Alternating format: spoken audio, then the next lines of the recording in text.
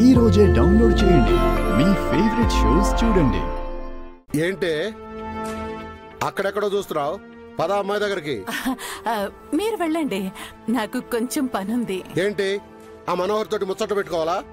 దుష్టులకు దూరంగా ఉండమని ఎన్నిసార్లు చెప్పాను? మనోహర్ని కలవడం తప్ప నాకు వేరే పనేమి లేదా? ఎప్పుడు అదే అనుమానం. చూడు, శుభమా అని ఊరెళ్తున్నావు. ఏదైనా తేడా జరిగిందో చంపేస్తాను, జాగ్రత్త.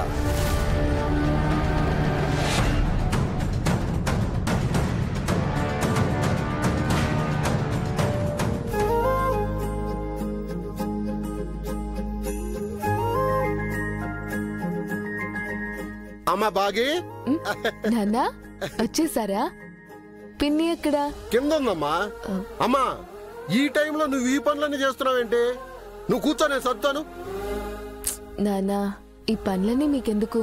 తప్పే ఉందమ్మా.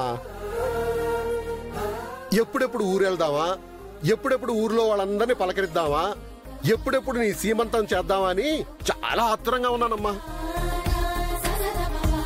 రాత్రంతా నాకు అస్సలు నిద్రపట్టలేదమ్మా. కళ్ళు మూసుకుంటే చాలు నీకు సీమంతం చేస్తున్నట్టు ఒకటే కళ్ళు. రేపు ఈ పాటికి నా కళ నెరవేరిపోతుందమ్మా. నాకు చాలా సంతోషంగా ఉంది తెలుసా? అవును నాన్నా, నాకు కూడా ఎన్నో రోజుల తర్వాత మన ఊరు వెళ్తున్నందుకు చాలా ఆనందంగా ఉంది. అవునమ్మా, అల్లుడు గారు ఏదో కొంచెం టెన్షన్ లో ఉన్నట్టున్నారు. అది ఈయనకు ఆఫీస్ నుంచి ఏదో ఫోన్ వచ్చింది నాన్న. ఏదో అర్జెంట్ ఆపరేషన్ ఉందంట. నైట్ కూడా నిద్రపోకుండా దాని గురించి ఆలోచిస్తూ టెన్షన్ పడుతున్నారు. అయ్యో, మరి సీమంతానికి అల్లుడు గారు రారా? నిజం చెప్పాలంటే ఇప్పుడు ఆయన వచ్చే పరిస్థితుల్లో లేరనుకుంటున్నానా. కానీ నేను బాధపడతానని, మీ మనసు నొచ్చుకుంటుందని పై అధికారులతో మాట్లాడి స్పెషల్ పర్మిషన్ తీసుకొని వస్తున్నారు. అయ్యో, నేను అల్లుడు గారిని బాగా ఇబ్బంది పెట్టినట్టున్నానమ్మా. సీమంతం ఇంకొక రోజు చేసుకుందాం అనుకుంటే మనకు అసలు టైమే లేదు.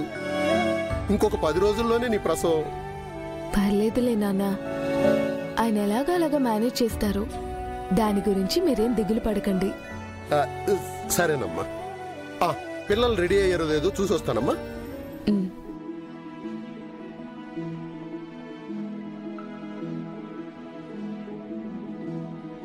నాకు సీమంతం చేయిస్తున్నారని నాన్నకి ఎంత సంతోషంగా ఉందో. అక్కకి చేయలేనివన్నీ నాకు చేయాలనుకుంటున్నారు పాపం.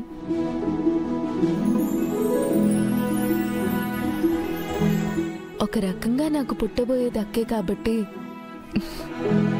తన ఫంక్షన్ కూడా అంతే కదక్కా.